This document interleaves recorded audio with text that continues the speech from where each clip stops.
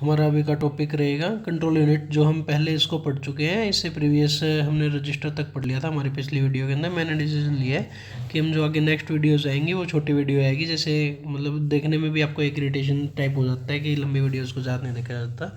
तो हम अब चलो अभी इसकी शुरुआत करते हैं। Control unit coordinates with the input and output devices of a computer. जो कंट्रोल यूनिट होती है वो इनपुट और जो आउटपुट डिवाइसेस होते हैं उनके साथ मिलकर काम करती है हमारा। जैसे इनपुट हमारे पास में क्या हो जाता है, कीबोर्ड हो जाता है, और आउटपुट डिवाइसेस जैसे हमारा प्रिंटर हो जाता है। जैसे हमने कीबोर्ड से कोई भी डाटा एंट्री की, बाद में हमें उसकी प्रिंट की कमांड देते हैं, तो प्रिंटर के थ्रू हमारे पास में वो डाटा है एक पेज पे प्रिंट होके बाहर आ जाता है।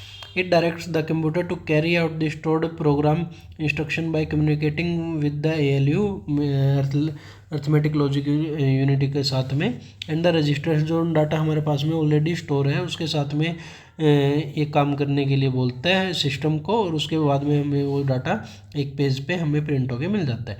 It organize the processing of data and instructions. The basic information of control unit is to fetch the instruction stored in the main memory, identify the operation and the devices involved in it, and accordingly generate control signals.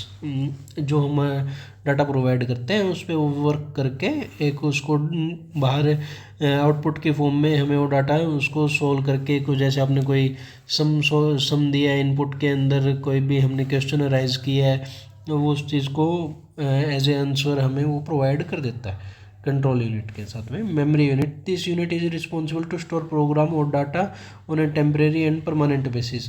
जैसे कोई आप दो तरीके से computer के अंदर data store कर सकते हो।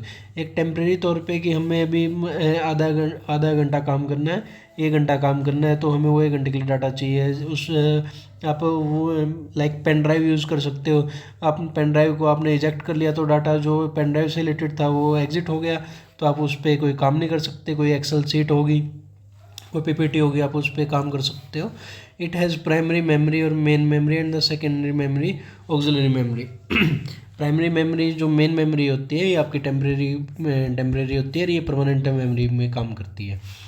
The input data which is to be processed is brought into main memory before processing. Another kind of memory is referred to as secondary memory of a computer system. This unit is used to permanently store data, programs and output. This unit does not deal directly with the CPU. ये आपके जो data store होता है ये उस पर काम करता है। ये मतलब CPU का इसमें कोई मेन फंक्शन नहीं है।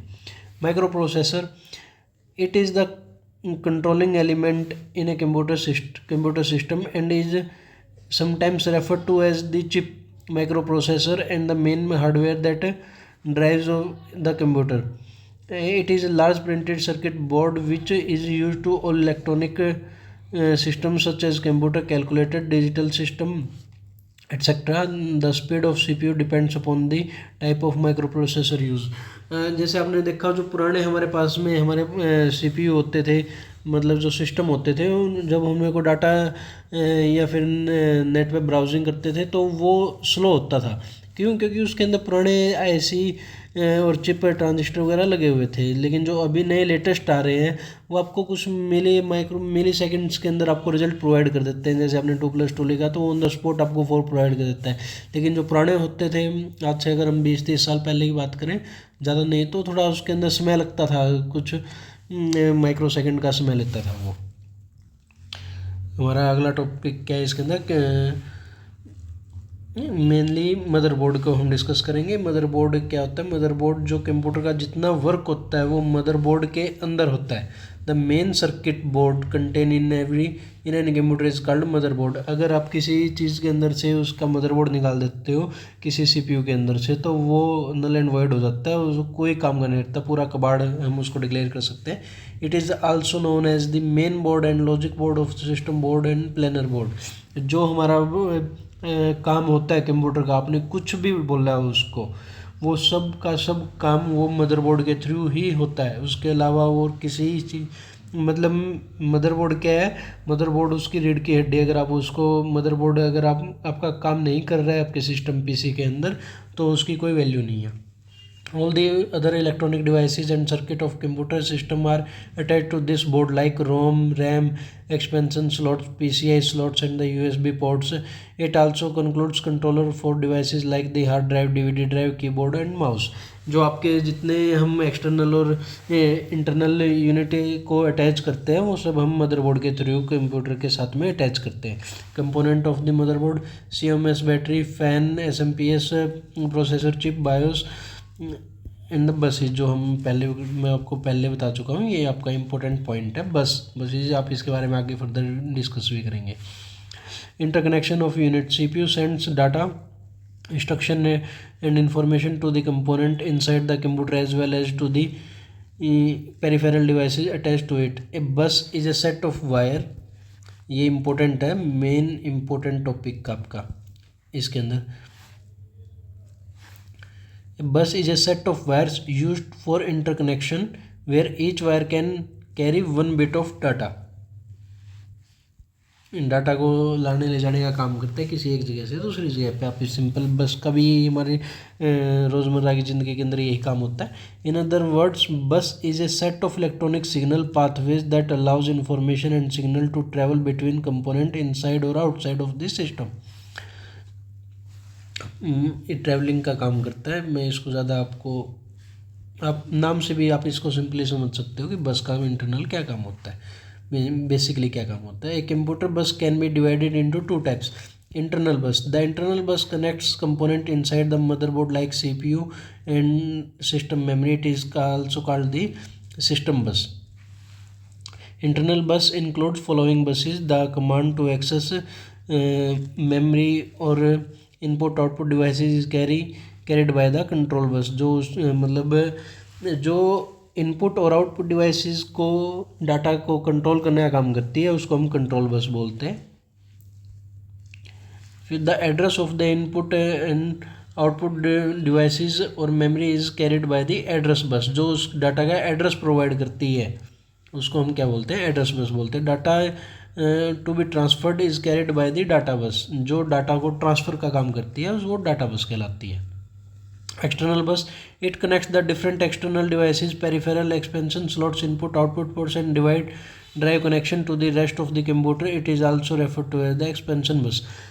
जैसे आपने यूनिवर्सिटीज़ के अंदर देखा होगा जो लैन वाईफाई वगैरह कनेक्ट किए जाते हैं कि आप एक वायर से आप इंटरनेट का कनेक्शन कर सकते हैं, वो हमारा एक्सटर्नल बस के थ्रू होता है. या एक प्रिंटर से मल्टीपल पीसीज को कनेक्ट किया जाता है. डिफरेंट पीसी से कमांड दी जाती है कि अलग अलग डेस्क है. जैसे आपने बैंकिंग के अंदर देखा हुआ कि एक प्रिंटर रखा होता है, 5 अलग अलग सीटिंग डेस्क है, उनमें सब वो अपने पीसी से कमांड दे देते हैं तो सबकी आउटपुट निकल आती है. वो एक्सटर्नल बस के थ्रू होता है. इंस्ट्रक्शन साइकिल क्या कहती है? It represents the sequence of events that takes place as an instructions read from memory and executed. Fetch, store, execute, decode, ये सब भी इसके अंदर होता है कि आपने कोई डाटा दिया है उसको डिकोड करना, उसके बारे में जानना कि वो राइट है या रॉन्ग है, उस डाटा को स्टोर करना फॉर फ्यूचर नीड, और एग्जीक्यूट करना, उस डाटा पे काम करना और उसके आपको एक एक्सपेक्टेड आउटपुट प्रोवाइड करना. A simple instruction cycle consist of the following: फैचिंग the instruction from the memory. ये उस डाटा को लेता है कहाँ से? मेमोरी से. Decoding the instruction of for operation से डिकोड करता है, उसको ऑपरेशन करता है.